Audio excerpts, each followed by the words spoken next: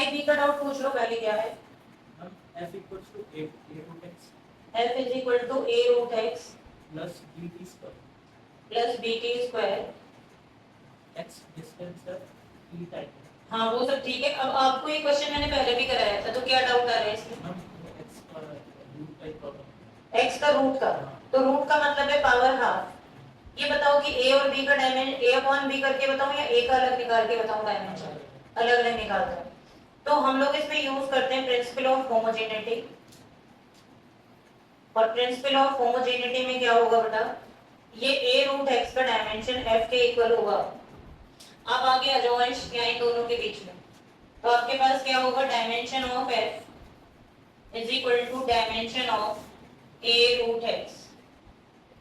Force का dimension क्या होता है, mlt माइनस 2 और a ये क्या आएगा l raise to the power half, यही होगा ना। तो इसको इधर ले जाएंगे, इसको मैथमेटिकली सॉल्व करेंगे, तो डायमेंशन ऑफ a आपको फाइंड करनी है, तो ये कितना आएगा ml t माइनस 2 और l raise to the power half नीचे आ रहा है। अब जब आप इसे ऊपर ले जाएंगे तो ऊपर a की 1 है, तो 1 माइनस हाफ करके बता रही हूँ मैं आपको, तो कितना आएगा ये ml हाफ t माइनस 2। तो प्रॉब्लम किसी को, ये a का डायमेंशन आ गया, डायमेंशन ऑफ a, और b का डायमेंशन निकल जाएगा ऐसे, तो b का तो सीधा यहीं से दिख रहा है t स्क्वायर आएगा। जो रूट है ना उसे उस साइड स्क्वायर करके ऐसे तो कोई गलती हो रही थी, अब तो क्लियर हो गया आपको, अब तो कर लेंगे। आगे करना है किसी के लिए, सबको समझ आ गया? चलते हैं आगे, कोई और डाउट बता दो। टाइप सी का क्वेश्चन नंबर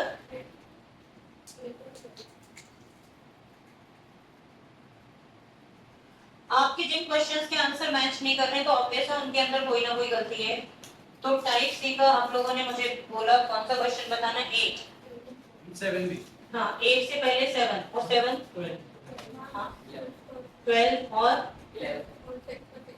5th और 6th का सेकेंड पार्ट 11 और बस, ये सब डाउट्स हैं आपके। रीड करो क्वेश्चन नंबर 5, जिसका भी क्वेश्चन 5 डाउट है वो रीड कर दो। रीड करो बेटा। फ्रीक्वेंसी का निकालना है, तो जो इसका मुझे ऐसा तो नहीं लग रहा कि जो आंसर आ रहा है उसको आप समझ ना पा रहे हो कि आंसर कैसे लिखा हुआ है, क्योंकि हाँ आपका गलत आ रहा है। देखो इसका आंसर जो लिखा हुआ है कभी कभी उसको भी मिसअंडरस्टैंड कर जाता है स्टूडेंट। आंसर इस तरीके से लिखा हुआ है k upon l under root y by D.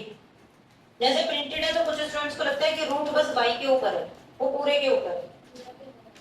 तो मैं सॉल्व करके बता रही हूँ, देखो कितने स्टूडेंट्स का आंसर मैच कर रहा है इस क्वेश्चन का। बाकी जिनका मैच नहीं कर रहे तो इधर देखो अगला स्टेप क्या होगा students, l raise to the power d raise to the power y। देखो ये होगा बेटा, तो क्या होगा, on writing dimensions both sides, on writing dimensions both, तो लिखो इधर क्या होगा, t माइनस 1 क्या आएगा बोलो, m0 l0 t minus 1, k dimensionless constant है, l का बोलो क्या होगा, l का पावर a, d का क्या होगा बोलो ml माइनस 3, y का क्या होगा यंग्स मॉडुलस का ml minus 1 t minus 2 raise to the power c। अब इतना तो आप सीख ही गए होंगे, इसको अलग अलग देखो, m की पावर क्या आएगा कर दो डायरेक्ट, b प्लस c बोलो, और ये l के साथ है ये पावर, ये 1, तो l का पावर क्या आएगा बोलो a minus 3b minus c। ये स्टेप समझ आ रहा है सबको?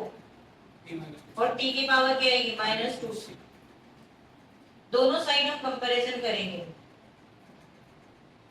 कंपैरिजन करो m को m से, l को l से, t को t से, तो कंपैरिजन किया तो आपके पास क्या आएगा बोलो, on comparing b plus c 0 आ रहा है। सबसे पहले हम t को कंपेयर करेंगे क्योंकि हमें दिख रहा है कि माइनस 2c किसके इक्वल आ रहा है, माइनस 1, तो इससे हमें c का वैल्यू हाफ पता है, तो c का वैल्यू हाफ पता चलेगा, तो आपके पास b प्लस हाफ, तो b का वैल्यू कितना आ जाएगा, b का वैल्यू माइनस हाफ आएगा। तो ये दूसरा कंपैरिजन करो, क्या आएगा आपके पास again a minus 3b minus c is equal to क्या आएगा 0। तो आपको a का वैल्यू फाइंड करना है, b का वैल्यू आपको पता चल गया माइनस हाफ है, इसमें थोड़ा सा अवेयर होके करना पड़ता है, तो कितना आ गया +3/2 minus half is equal to 0, तो कितना आ गया +2/2 is equal to 0, a is equal to minus. ठीक है, ये सारे वैल्यूज उठाओ और 1 में पुट कर दो। This is equation 1। 1 में पुट करो कितना आएगा, पुटिंग 1 मैं आंसर लिख रही हूँ, क्या आएगा बोलो, nu is equal to k एड रेज टू द पावर, जो a की वैल्यू वो देखो -1, अब b की वैल्यू देखो कितनी है बेटा -हाफ, और c की वैल्यू देखो कितनी है प्लस। देखो किस तरीके से आंसर आ चुका है, अब आप देख सकते हो इसको। जो पावर नेगेटिव है वो डिनोमिनेटर में आ जाएंगी, y की पावर हाफ, d की पावर पॉजिटिव हो गई, और जो पावर हाफ है उसको हम क्या लिख सकते हैं, अगर वो लिख के दे सपोज यहाँ 2 पाई प्रूव करो, तो आप आके आ जाएगा यहाँ 2 पाई लिखते हैं, लिख के दे तब तो हमें नहीं पता चल सकता, साइंटिस्ट ही निकालते हैं वैल्यू। वो कैसे निकालते हैं, एक्सपेरिमेंट्स के थ्रू। मैम ई क्या होता है, पाई की तरह ई होता है। पाई की तरह ई तो अगर आप इस ई की बात कर रहे हैं तो ये एक्सपोनेंशियल टर्म होती है। ये वाला ई जो होता है ये एक्सपोनेंशियल टर्म होता है, इसकी वैल्यू 2 और 3 के बीच में लाई करती है। मैथ्स में इसका प्रूफ भी है ये वैल्यू ऐसे क्यों आती है, बट ये एक्सपोनेंशियल टर्म होती है। मैम इसे हम जैसे कभी कैलकुलेटर में तो कभी कोई ज्यादा मतलब ज्यादा वो तो ई एरर को शो करता है। तो जैसे फालतू की चीजें हम टाइप करके तो थोड़ी देर बाद ई निकालेगा, दैट्स फॉर एरर। और ये एक्सपोनेंशियल टर्म है, जैसे लॉग है, पाई है, ये मैथ्स में ये लिखा है। ये डायमेंशनलेस है, नंबर है ना। जैसे पाई है तो पाई की भी कोई डायमेंशन नहीं होगी, इसकी भी नहीं। आप ये समझ लो कि गलती या तो डायमेंशन लिखने में होती है, यूनिट सबसे बड़ी गलती यही होती है, नहीं मेरी पता यहाँ और या फिर कैलकुलेशन करने में हो। इस वजह से आपको इस वाले स्टेप में वैल्यू डालने में प्रॉब्लम मेरे है। पूरा यहाँ तक सही है, अब उसके नीचे का स्टेप तक सही आया नहीं सॉरी, अब भाई हाँ वही तक सही आया, उसके बाद मैंने डी ऊपर कर दिया, वाई नीचे कर दिया। हाँ ये तो आपको फिर बचना पड़ेगा, नहीं तो छोटी क्लासेस वाली गलतियां जिस टाइम कोरोना आया हुआ था 6th क्लास में, और आप लेटे लेटे होमवर्क ये में डाउट्स आ रहे, वो मैं बता दूं, ये हटा दो। अब टाइप सी के जो क्वेश्चन गलत आ रहे हैं उनको खुद से करके देखेंगे, 1 बाय 1 में सारे करूंगा। हाँ आप एक बार रीड कर दो बेटा, क्वेश्चन नंबर 6 का सेकंड पार्ट हाँ बोल दो। मान गया। हाँ श्योर, आप ही कराओ। क्वेश्चन नंबर 6 का सेकंड पार्ट बोलो, क्या क्वेश्चन है।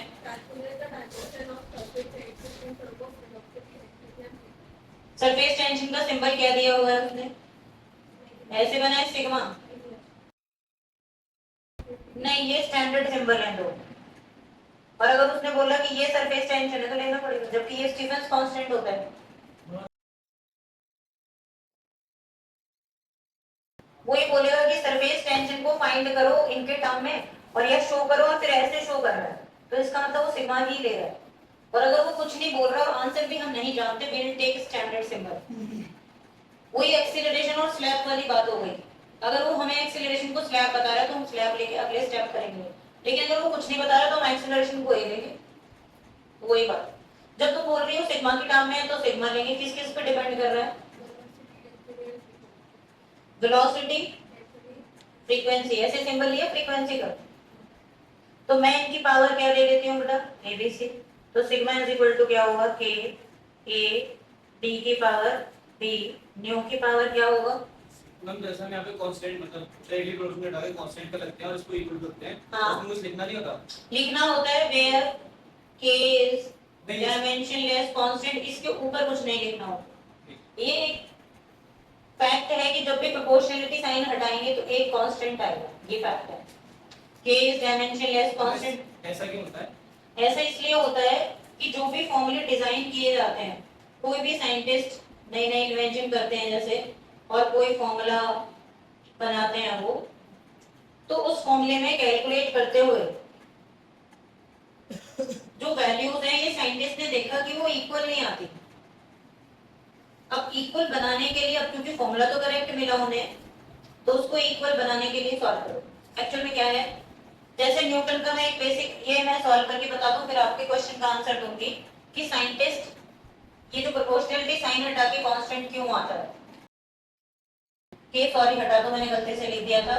तो यहाँ पर क्या आएगा, m की पावर b, l की पावर बोलो -a -3b, पूरा कर लेते हैं इधर सॉरी सॉरी m1 -3b से l0 t minus 2 m raised to the power b l raised to the power क्या है माइनस -3 a -, हाँ सॉरी l की पावर क्या आ रही है a माइनस -3b और t की पावर -c ये देखो, minus c. -c राइट यहाँ पे इसको लेकर आओ m की पावर l की पावर माइनस a t की पावर b की वैल्यू कितनी आ गई आपके पास b1 कितना आया a minus 3b is equal to तो a की वैल्यू कितनी आ गई 3 और कौन बचा minus a minus c is equal to कितना है -2 यानी a प्लस c कितना आ गया 2 a की वैल्यू 3 आई है तो c की वैल्यू कितनी आ गई बेटा बता दो मैं आगे कंटिन्यू करूं और वो देखो जो आप क्वेश्चन नंबर 7 पूछ रहे हो ना आप लोग मुझसे तो 7 देखो पहले आपके क्वेश्चन का आंसर करूंगी जैसे न्यूटन का सबसे सिंपल लॉ है जो आप 9th में पढ़ते हो न्यूटन ने उसमें आप लोग जो लॉ पढ़ते हो force is equal to mass into acceleration तो कोई भी ये सिंपल है इससे आप समझ जाओगे इसलिए मैं आपको बताती हूँ जब भी कोई ये लॉ भी इसी तरीके से बनाया जाता है फॉर्मूला डिजाइन है नहीं तो जब भी कोई साइंटिस्ट लॉ बनाता है तो न्यूटन इस पर स्टडी कर लेते हैं कि किसी भी मास पे जब हम कोई फोर्स लगाते हैं तो बॉडी में एक्सीलरेशन किस हिसाब से आता है तो उन्होंने देखा कि बॉडी पे जो फोर्स लगाई वो मास के भी प्रोपोर्शनल होती है एक्सीलरेशन के भी प्रोपोर्शनल होती है दोनों को कंबाइन किया मास इनटू एक्सीलरेशन के प्रोपोर्शनल अब उन्होंने अपने रिसर्च करने शुरू किए इसके बाद कि अगर यहाँ पर हम मास 10 किलो लें बॉडी का एक्सीलरेशन 2 मीटर पर सेकंड स्क्वायर लें तो मैथ्स के अकॉर्डिंग रिजल्ट 20 आएगा और जब उन्होंने अपने ऑब्जर्वेशंस में देखा कि उसके लिए हमें 20 न्यूटन फोर्स ही लगानी पड़ती है अपने ऑब्जर्वेशंस में उन्होंने क्या देखा कि कितनी फोर्स लगानी पड़ती है 20 न्यूटन तो जब उन्होंने यहाँ प्रोपोर्शनलिटी का साइन हटाया इससे km में लॉ बन गया बार-बार डिफरेंट कंडीशंस में ऑब्जर्व करने के बाद वो बार-बार यही देखते रहे तो उससे उन्हें पता चला कि प्रोपोर्शनलिटी कांस्टेंट की वैल्यू यहाँ पर क्या है 1 जिसकी वजह से लॉ क्या बन गया F is equal to ma ऐसी टाइम पीरियड पर जब एक्सपेरिमेंट किया गया तो यहाँ पर ये आप भी लैब में कर सकते हो लेंथ और जी इसकी वैल्यू से टाइम पीरियड निकाले गए चेंज कर करके तो साइंटिस्ट ने देखा कि हर बार जब भी हम करते हैं तो लेफ्ट और राइट साइड की वैल्यू में डिफरेंस रहता है इक्वल नहीं आता जैसे टाइम पीरियड देखा गया कि प्रोपोर्शनल है एल बाई जी के प्रोपोर्शनलिटी साइन हटा के क्या ले आए अब ऑब्जर्वेशन शुरू की गई यहाँ पे 1 मीटर लिया गया ये 9.8 तो जो टाइम पीरियड आता है वो इक्वल नहीं आ रहा है इन दोनों के लेकिन साइंटिस्ट ने देखा कि बार बार अगर हम इधर आने वाली वैल्यू को 2 पाई से मल्टीप्लाई कर दें तो रिजल्ट बराबर हो जाता है अगर हम 2 पाई से मल्टीप्लाई कर दें तो रिजल्ट बराबर हो जाता है तो उनको समझ आ गया कि यहाँ पे प्रोपोर्शनलिटी कांस्टेंट क्या होगा 2 पाई और एक फॉर्मूला डिजाइन कर दिया जिसे तुम अभी तक पढ़ रहे हो याद कर रहे हो और ये वैल्यू कुछ भी हो सकती है जैसे अभी 11th में पॉइजलीज फॉर्मूला आएगा तो पॉइजली ने देखा कि उसमें पाई बाई 8 आता है अभी तुम लोगों का एक क्वेश्चन है जो स्टोक्स फॉर्मूला है विस्कस फोर्स के लिए 6 पाई बीटा आरवी ऐसे आ रहा होगा एक में फोर्स में ये स्टोक का फॉर्मूला है और स्टोक ने देखा कि यहाँ कांस्टेंट 6 पाई आता है और उसने तुम्हें के लिख के दिया होगा 6 पाई नहीं लिख रखा होगा के लिख के दे रखा है क्योंकि वो इतने सारे लिखेगा तो बच्चा सोचेगा तो हम पागल ये क्यों लिखा क्योंकि 2 पाई तुमने 9th में पढ़ लिया था अभी जो सबसे लास्ट क्वेश्चन है आई थिंक 12 होगा देखना ये कौन सा क्वेश्चन है pi by 8 p r raised to the power 4 upon eta l is equal to b this is पॉइजलीज फॉर्मूला ये कौन है पॉइजलीज फॉर्मूला और पॉइजली और तुम्हें इसमें k लिख के दिया होगा और पॉइजली ने इसकी वैल्यू पाई बाई 8 निकाली ये सब आप फ्लूइड मैकेनिक्स में पढ़ोगे सबके प्रूफ भी है वहां पर पढ़ाने हैं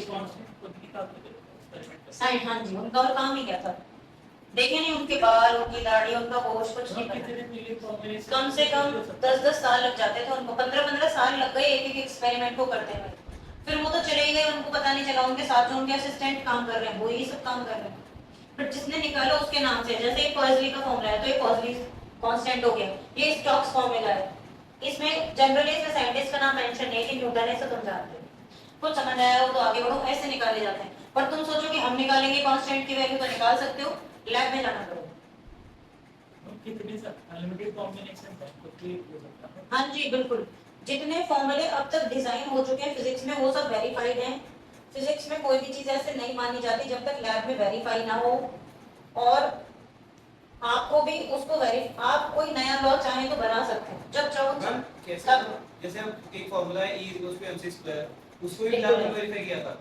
और क्या तुम्हें लग रहा है मजाक है ये सब? लैब में वेरीफाई नहीं होते हैं चीजें जहां पर जो लेबोरेटरी कंडीशंस नहीं है। जैसे स्पीड ऑफ लाइट क्या है, अर्थ में, अर्थ की किसी भी बॉडी पर आप स्पीड ऑफ लाइट हम अप्लाई नहीं कर सकते कि कोई बॉडी स्पीड ऑफ लाइट से ट्रैवल करेगी। वही तो है। हाँ, ये एनर्जी का फॉर्म है, एनर्जी का एनर्जी कन्वर्ट, मास कन्वर्टेड इनटू एनर्जी है ना, ये आइंस्टाइन मास एनर्जी रिलेशन जिस पर इनको नोबेल प्राइज मिला। तो यहाँ पर जो ये स्पीड ऑफ लाइट का स्क्वायर है टोटल मैथमेटिकल कैलकुलेशन से रिलेटेड है, लेबोरेटरी वेरीफाइड नहीं है। लेकिन ये एक्सपेरिमेंटली लैब में नहीं किया गया, सेलेस्टियल बॉडीज पर फिर ये एक्सपेरिमेंट किए जाते हैं। तो अब जैसे आइंस्टाइन ने, इन्होंने ही, इनकी थ्योरी रिलेटिविस्टिक थ्योरी है जो वर्क एनर्जी पावर में आएगी, चैलेंजेबल है। इन्होंने बताया कि अगर कोई भी बॉडी कार लाइट की स्पीड इसके कंपेरेबल ट्रैवल करे तो मास बढ़ेगा। एचसी वर्मा के लास्ट के 2 पेजेस में उन्होंने आइंस्टाइन रिलेटिविस्टिक थ्योरी के मैथमेटिकल प्रूफ दे रखे हैं, चैलेंजेबल है वो थ्योरी आज भी, क्योंकि लैब में वेरीफाई नहीं है। लेकिन उन्होंने जो मैथ्स कर रखी है उसे आज तक कोई गलत प्रूफ नहीं कर पाया। मैं भी करके दिखाऊंगी आपको कि मास कैसे बढ़ेगा, बट उसी चैप्टर में। चलते हैं टाइप सी के नेक्स्ट डाउट के लिए। अब एक छोटा सा डाउट भाई यही पढ़ते हैं बस एक मैम प्लीज एक। हाँ, पूछो। जैसे E = mc² है हाँ। तो मतलब c² का मतलब यहाँ पे क्या है? C तो स्पीड ऑफ लाइट हाँ, होती है, हाँ। तो c² की स्पीड कैसे रीच हो सकती है? हो सकती है मैथमेटिकली। वो उसमें देखो फिर वही बात आ गई कि साइंटिस्ट ने क्या देखा, जैसे कोई भी बॉडी लैब में अर्थ पे नहीं चल सकती लाइट की स्पीड पे, पर हम इमेजिन कर सकते हैं मैथमेटिकली। तो उन्होंने देखा कि वो एनर्जी को जनरेट करती है। यहाँ से समझो, कोई भी मास क्या क्रिएट कर रहा है, एनर्जी। यहाँ से उनके थॉट्स आए थे। इससे पहले एनर्जी और मास को अलग अलग क्वांटिटी समझा जाता था, और हम ये नहीं जानते थे कि मास को एनर्जी की फॉर्म में कन्वर्ट किया जा सकता है। सबसे पहले आइंस्टीन आए जिन्होंने बताया कि हाँ, मास को एनर्जी की फॉर्म में कन्वर्ट कर सकते हैं। कैसे? तो कोई भी मास है, अगर हम उसको लाइट की स्पीड के स्क्वायर से मल्टीप्लाई कर दें तो हमें उतनी एनर्जी मिलेगी जो इन दोनों का प्रोडक्ट होगा। एनर्जी जूल में हो सकती है, मास किलोग्राम में होगा, स्पीड ऑफ लाइट मीटर पर सेकंड स्क्वायर से होगी। तो अब वो सिर्फ सनरेज के लिए, अब किसी ऐसे मटेरियल ऑब्जेक्ट के लिए नहीं है जैसे ये है। अब ये तुम सोचो कि हम इसे लाइट की स्पीड से चला रहे हैं तो हमें तो एनर्जी नहीं दिख रही, क्या एनर्जी आएगी इससे? तो ये जो एनर्जी है ये सन रेज, सन से होने वाली, रिलीज होने वाली एनर्जी है। सन के अंदर रिएक्शन चलती है, हाइड्रोजन सबसे पहले स्टेप में प्रोटॉन न्यूट्रॉन में कन्वर्ट होता है, न्यूट्रॉन में, फिर न्यूट्रॉन से हीलियम बनते हैं, 2 न्यूट्रॉन मिलके हीलियम, हीलियम से नाइट्रोजन बनती है और नाइट्रोजन से कार्बन, और उसके बाद ये डिफरेंट स्टेज ऑफ स्टार्स होते हैं। तो उनके कहने का मतलब था कि हाइड्रोजन का कुछ तो मास होगा प्रोटॉन का, जैसे 1 ग्राम, 0.01 ग्राम, कुछ भी। Because of that mass, a lots of amount of energy is released. And how can we calculate that energy? By using this equation. ठीक है, मैं मतलब c²।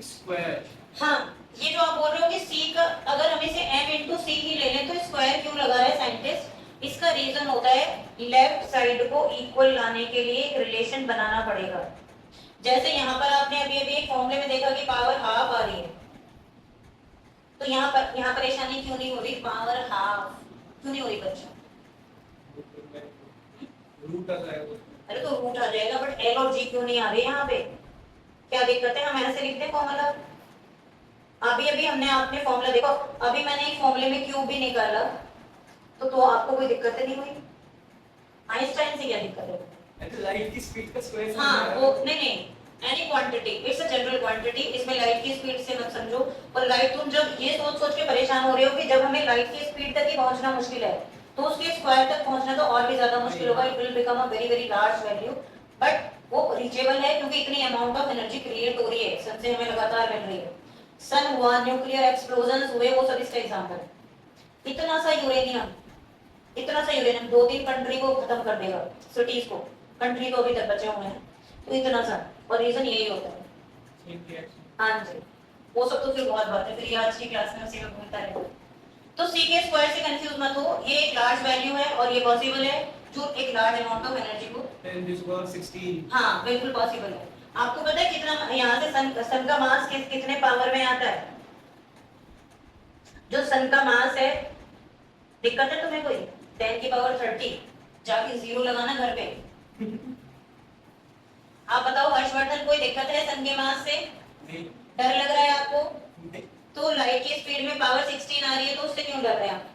क्योंकि तो नॉर्मल से पे दिखा ऑलरेडी 29979 और आगे तक है तो हाँ। 458 क्या बेटा?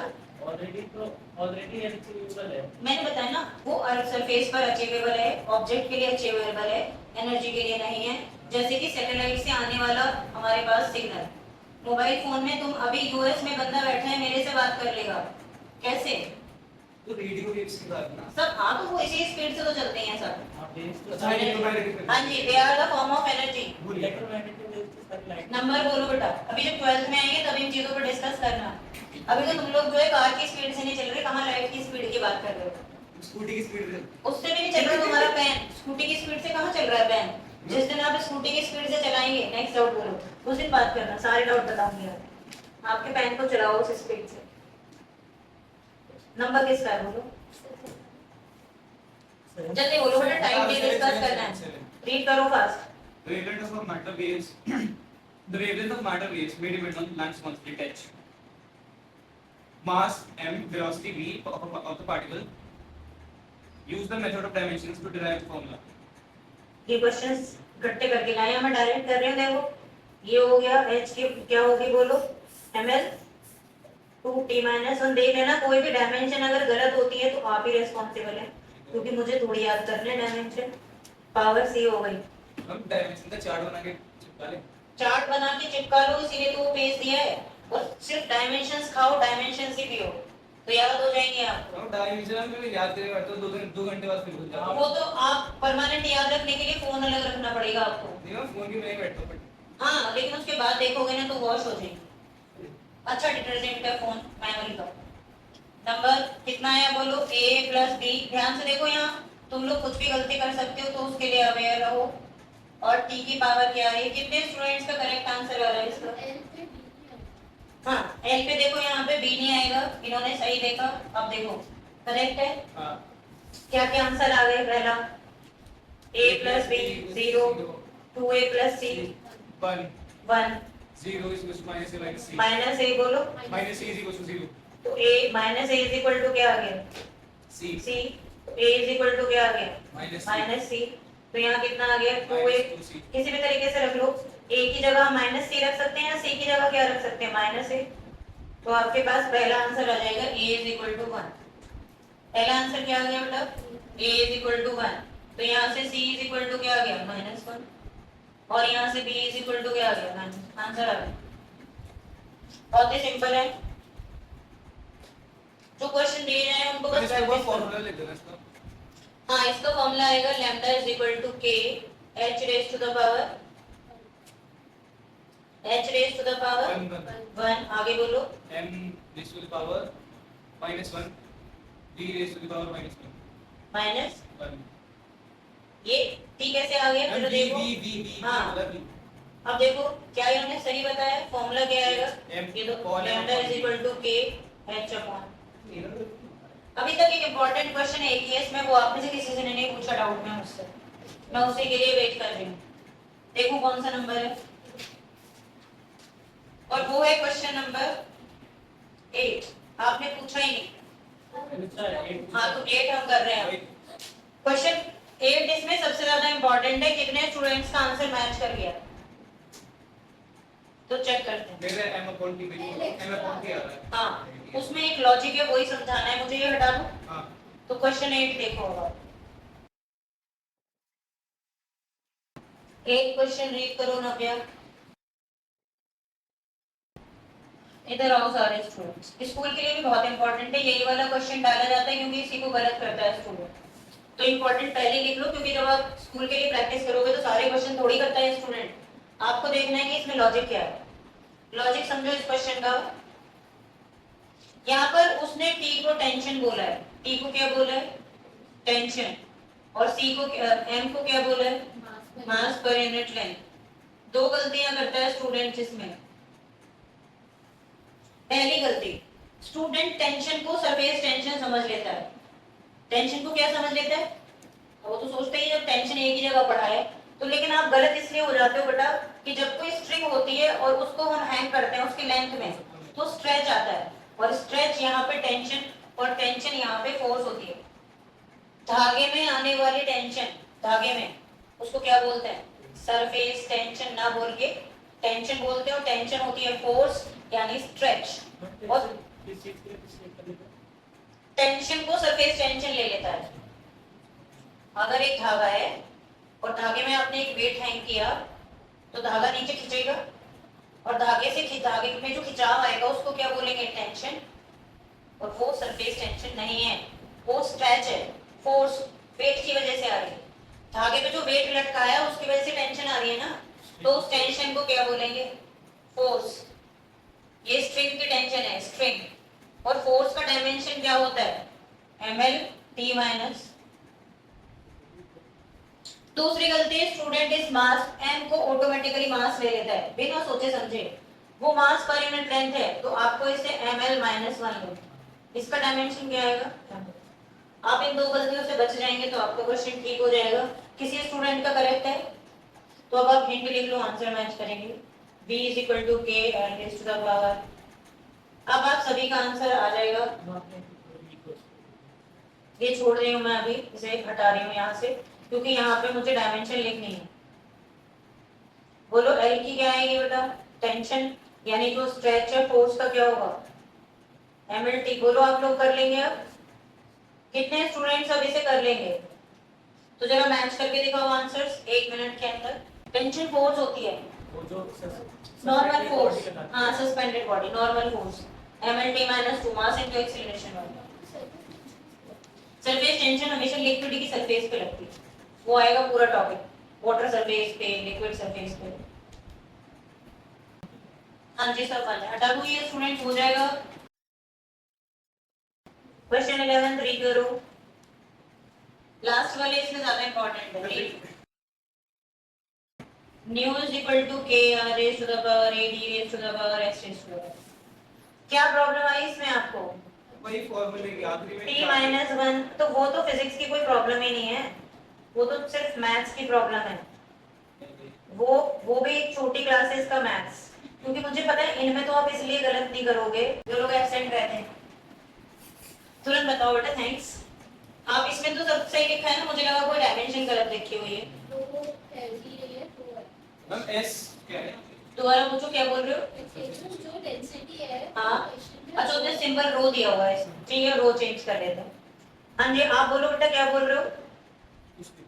देखो तो- वो डिस्प्लेसमेंट का है। नहीं वो डेंसिटी के, हाँ ये सरफेस टेंशन, ठीक है। टेंशन है ये surface tension, not a single tension in a wire और स्ट्रिंग।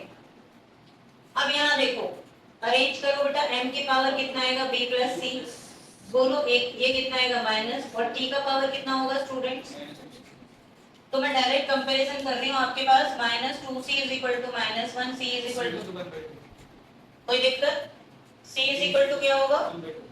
नेक्स्ट बोलो, b इज इक्वल टू -1/2। और कंपैरिजन करो यहाँ से, b plus c is equal to क्या आ रहा है? 0, तो b इज इक्वल टू कितना आएगा बोलो? -1/2। ठीक है। और हां नहीं नेक्स्ट कंपैरिजन करेंगे तो आपके पास क्या आएगा? And a minus 3b is equal to 0, तो a minus b plus 3 minus half is equal to 0, तो a इज इक्वल टू कितना आ गया? -3। कोई प्रॉब्लम? ये वैल्यू उठा के डाल देना जरा उधर, तो कितना आएगा? Nu is equal to k r raise to the power, बोलो बेटा। -3/2। हाँ rho -1, right, surface tension 1/2। Surface tension 1/2, यही है ना? अब जो पॉजिटिव है उनको, जो नेगेटिव है उनको नीचे ले आओ, तो nu is equal to k s raise to the power half r raise to the power 3/2 rho raise to the power half. आप सब जानते हो पावर हाफ का मतलब रूट होता है, तो यहाँ पे और 3/2 का मतलब क्या होगा? s r क्यूब रो s। ये आंसर आ रहा होगा। 12th क्वेश्चन सारे स्टूडेंट्स का हो गया, बाकी आपका डाउट है? डाउट है? हाँ तो पढ़ो। अभी तो मैंने एक्सेप्शंस वाले क्वेश्चन कराए नहीं, अभी तो मैंने बेसिक कराए हैं। इस टाइप में जो एक्सेप्शंस है उस पर बहुत इंपॉर्टेंट क्वेश्चन है, पर क्योंकि अभी आप बेसिक सीख रहे हो तो वो मैं करा दूंगी। तो अब आप इसमें देखना किसको कहाँ प्रॉब्लम आ रही है बेटा। ये भी एक नॉर्मल क्वेश्चन की तरह ही है। आप डायमेंशंस लिख दो डायरेक्ट, एलटी वॉल्यूम पर सेकंड, वॉल्यूम पर सेकंड क्या होगा L3T माइनस 1, कोई प्रॉब्लम? L3T माइनस 1, कोई डायमेंशन गलत लिखी होगी फिर आपका इसीलिए गलत आ रहा है। वॉल्यूम पर सेकंड है, क्या ये डायमेंशन सही है? मैम एक सेकंड, वॉल्यूम पर सेकंड, जैसे पानी फ्लो कर रहा है किसी भी पाइप में, यहाँ देखो वॉल्यूम L3 होती है वॉल्यूम L3 होता और है। T हाँ परसेंट, हाँ सही है। नहीं, रेट ऑफ फ्लो वॉल्यूम पर सेकंड होता है। रेडियस को क्या लिखोगे स्टूडेंट्स में? प्रेशर को क्या लिखेंगे आप? ml माइनस 1, और फिर से एक L आ गया, आगे मैथमेटिकली अरेंज करना आपका काम है। ml minus 1 t minus 1।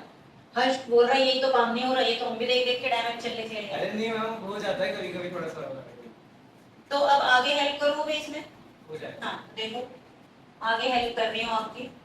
आप प्रैक्टिस करते करते सीख जाओगे बेटा, लेकिन जो लोग घर पे प्रैक्टिस नहीं करेंगे आप एग्जाम में फिर सही नहीं कर पाओगे। डायमेंशन याद नहीं होगा, डायमेंशन की फार्मूला याद नहीं होगा कुछ। उसके लिए आप अगली क्लास में जो स्टार्टिंग के 20 डायमेंशंस जो मैंने कराए हैं उनमें से कोई भी 5 डायमेंशन, मतलब टेस्ट होगा इनका, मैं कोई भी 10 डायमेंशन आपसे लिखवाऊंगी। तो डायमेंशंस का पहला के बीच में टेस्ट लिख दिए हैं। है। या फिर उसी फॉर्मूला वो नहीं, सिर्फ डायमेंशंस और फॉर्मूले दोनों। शुरू के बीच में दिक्कत नहीं, शुरू बाद के जो बीच है उसमें दिक्कत है। तो बाद के बीच रख लेते हैं 20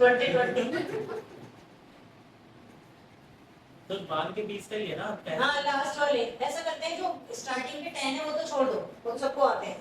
तो हम 20 से 30 तक खेलते हैं, आगे से 20 से 30 तक। नहीं मैम लास्ट बंद करो।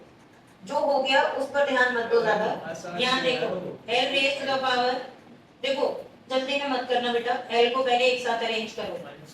ये ऊपर हाँ, m raise to the power b, l raise to the power minus 2b, t raise to the power minus 2b, upon m raise to the power c, ये अपॉन l मैं ऊपर ले गई, चलेगा? हाँ ठीक है। चलेगा आगे? और ये क्या आएगा? l raise to the power minus c t raise to. बोलो स्टूडेंट्स, इसके बाद क्या आप इसको अरेंज कर लेंगे? किसका डाउट था ये? अभी से आप कर लोगे? क्या आ रहा है देखो, m raise to the power b, बोलो m प्लस c, l की पावर क्या क्या लिखूं students? a minus 2b minus c, t का पावर क्या क्या लिखूं बोलो? Minus 2b minus. कोई दिक्कत?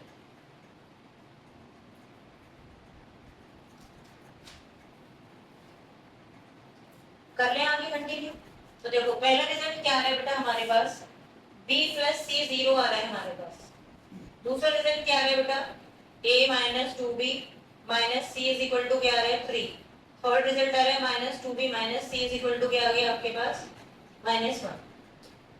यही आएगा। तो यहाँ से आप b को c माइनस c के इक्वल लिख सकते हैं। तो वो वैल्यू मैं यहाँ पे पुट कर देती हूँ माइनस 2b, और यहाँ पे मैं क्या लिख सकती हूँ? Minus b is equal to minus 1। तो b minus b is equal to कितना आ गया? माइनस 1, या b इज इक्वल टू 1। पहला आंसर, यानी ये वाली जो टर्म है इसकी पावर 1 आएगी।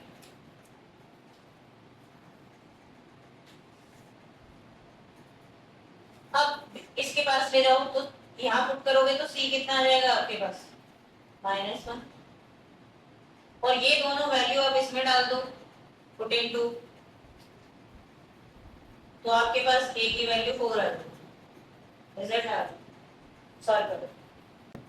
अब सुनो, जो तुम लोगों के मैथमेटिकल टूल्स का कोई टॉपिक अभी मैंने स्टार्ट नहीं कराया, उसमें मुझे डिफरेंशिएशन सिखाना है, या तो मुझे एक्स्ट्रा उसे किसी संडे में ही रखनी होगी क्लास, ये हटा दूं, और या फिर हम उसे क्लास में ही समझेंगे। डिफरेंशिएशन जो आपका टॉपिक है, ये कोई नोट कर रहा है या कैसे हटाना? अब संडे कैसे रखोगे?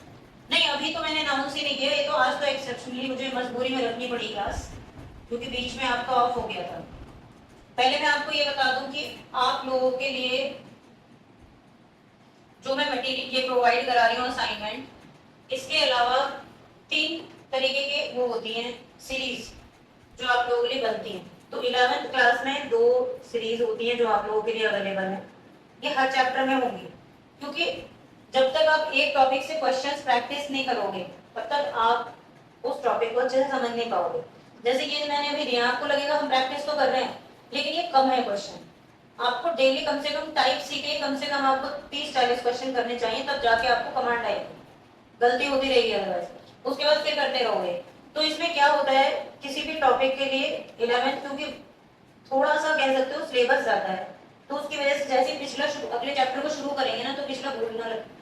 इवन ये भी भूल जाता है स्टूडेंट कि हमने टॉपिक भी पढ़ा था, रिवीजन। अब मैं बोलूंगी कि देखो मैंने तब कराया था, तुम्हें ये लगेगा कि हमने कब किया था, और रीजन होता है लैक ऑफ प्रैक्टिस। तो उसके लिए इसमें 2 सीरीज है 11th क्लास में, हर टॉपिक में आपको मैं डिस्ट्रीब्यूट करूंगी। उसमें एक तो मास्टर सीरीज होगी, हर एक चैप्टर क्वेश्चंस होंगे उसके अंदर बेसिक, और एक होती है क्वीन सीरीज। क्वीन सीरीज का मतलब क्या है, वो क्वीन नहीं जो आप लोग जानते हो, ये मैंने अपने चैनल का नाम भी यही रख रखा है इसीलिए क्योंकि इस सीरीज का मतलब होता है कि सबसे ज्यादा प्रॉब्लम फिजिक्स में आती है स्टूडेंट्स को, वो क्वेश्चंस में क्यों कर रहे हैं, वो उस चीज को नहीं समझ पाता। मैंने समझा दिया, तुमने नोट कर लिया। क्वेश्चन में हर एक क्वेश्चन अपने आप में अलग अलग होता है, और जब आप उसका पहले ये समझने की कोशिश करोगे कि हम ऐसा क्यों कर रहे हैं, यानी वाई हिंदी में क्यों कर रहे हैं, इससे मैंने क्यों लिया, तो जब आप वो समझोगे, कौन समझोगे, आप लोग, यू से ये बन गया, तो आप लोगों को जितने भी प्रॉब्लम्स आती हैं, चाहे वो नीट का क्वेश्चन हो या जेई का, डबल ई के क्वेश्चंस मतलब बहुत इजीली कर लोगे। और डबल ई की प्रॉब्लम जानते हो क्या होती है, हर साल हर टाइम नए नए नए नए नए नए क्वेश्चंस जो सिरदर्द बने हुए हैं स्टूडेंट्स का। तो इस चीज को लेकर मैंने फिजिक्स क्वीन बनाया है। ये मैं सोचना कि मैं अपने आप को क्वीन दिखा रही हूँ, आई एम जीरो, क्योंकि तुम लोग जो मेरे सामने बैठते हो ना, ये सच्चे सारे स्टूडेंट्स की 11th में यही हाल होती है। मेरी भी यही थी जब मैं 11th में थी, और मैं रोती थी क्योंकि टीचर, मैं तो गवर्नमेंट स्कूल की थी, तुम तो फिर भी अच्छे अच्छे स्कूल में पढ़ रहे हो, टीचर बिल्कुल एंटरटेन नहीं करते वहां पे। तो जब मैं लेके जाती थी सर मार्क्स क्यों बढ़ गए, तो वो यही पूछते थे कि साइंस क्यों पढ़ रही है, क्या जरूरत है तेरे को फिजिक्स पढ़ने की, होम साइंस पढ़ ले जाके, कोई नहीं बताता था वहां पे। तो बहुत मतलब फिर बहुत प्रॉब्लम आती है। अब कहाँ से आप, तुम्हारे पास तो गूगल है, उस टाइम गूगल तक भी नहीं था, तो सारी प्रॉब्लम्स नए नए क्वेश्चंस मिला के क्वीन सीरीज बनी है। तो इसमें सारे जेई और नीट के क्वेश्चन मिलेंगे। अब सुन लो होगा क्या, जो क्वीन सीरीज है इसमें सिर्फ जेई नीट के क्वेश्चन होंगे, मास्टर सीरीज तुम्हारे स्कूल लेवल के और टॉपिक के क्लैरिटी के सारे थ्योरेटिकल क्वेश्चन और न्यूमेरिकल को इंक्लूड करेगा। जब मास्टर सीरीज कर लोगे तब आप क्वीन सीरीज कर पाओगे। और ये दोनों सीरीज फिर 12th में भी ऐसे ही होती हैं, और 12th में एक तीसरी सीरीज में और ऐड करती हूँ, और वो तीसरी सीरीज 12th के नंबर 1 पे होती है, वो होती है बोर्ड सीरीज, यानी PYQ जो बोर्ड का पैटर्न। तो जब स्टूडेंट पहले बोर्ड सीरीज को पूरा करके देता है मुझे, तब मैं उसे मास्टर सीरीज देती हूँ, और मास्टर सीरीज के बाद उसे मिलती है क्वीन सीरीज, क्योंकि सबसे हायर थिंकिंग स्किल्स इसी में होती है, सारे हॉट क्वेश्चंस अभी क्या बुक होती है, बुक दे रही होंगी। तो आप लोगों की क्वीन सीरीज आ चुकी है इस चैप्टर में। मैं मास्टर सीरीज इसलिए नहीं दे रही हूँ क्योंकि इस चैप्टर का वेटेज बहुत कम है। आप लोग भी रियलाइज करोगे कि इस चैप्टर का कोई, जब पेपर देने बैठोगे ना, इसमें से क्वेश्चन ही नहीं आते, सब स्ट्रेट लाइन के 2D के क्वेश्चन होंगे। कंपटीशन में भी वही अगला चैप्टर आएगा। तो इसमें मैंने मास्टर सीरीज नहीं बनवाई है, यानी असाइनमेंट्स के थ्रू हम बस करेंगे। क्वीन सीरीज में आज डिस्ट्रीब्यूट कर देंगे। आप कुछ पूछना चाह रहे थे? हाँ, मास्टर सीरीज मिलेगी अगले चैप्टर से, मोशन इन स्ट्रेट लाइन से दोनों सीरीज मिलेंगी, लेकिन क्वीन सीरीज का हकदार वही होगा जो मास्टर सीरीज पहले पूरी करेगा। सब में बेसिक क्वेश्चन है, स्कूल में तो आप टॉप कर जाओगे इसी वाली सीरीज से, और ये मैंने कंपटीशन के लिए बनवाई है। तो ये मैं डिस्ट्रीब्यूट कर रही हूँ। देखो एक सीरीज के लिए कॉस्ट तो बहुत ज्यादा लग रही है बनाने में, बट मैं तुम लोगों से 30 रुपीज लूंगी, और अगर आपके पेरेंट्स वो भी नहीं पे कर सकते हैं, किसी के साथ फाइनेंस का कोई इशू है, तो मेरी तरफ से फ्री रहेगी हर सीरीज। पर मुझे आप बस एक बार बताओ, प्लस करके देना, मुझे क्वेश्चन करवाने आपसे। 30 रुपए तो ना कोई बहुत बड़ी बात है, लेकिन अगर बड़ी है तो मेरी तरफ से फ्री है। तो ये है तुम लोगों की पहली क्वीन सीरीज। इतनी कहानी इसलिए सुनाई है ताकि आप उसका इंपॉर्टेंस समझो और असली क्वीन को जानो, जो है आपके जेईई और नीट पीछे लगे। नेक्स्ट क्लास में हम कंटिन्यू करेंगे। बता, थैंक यू।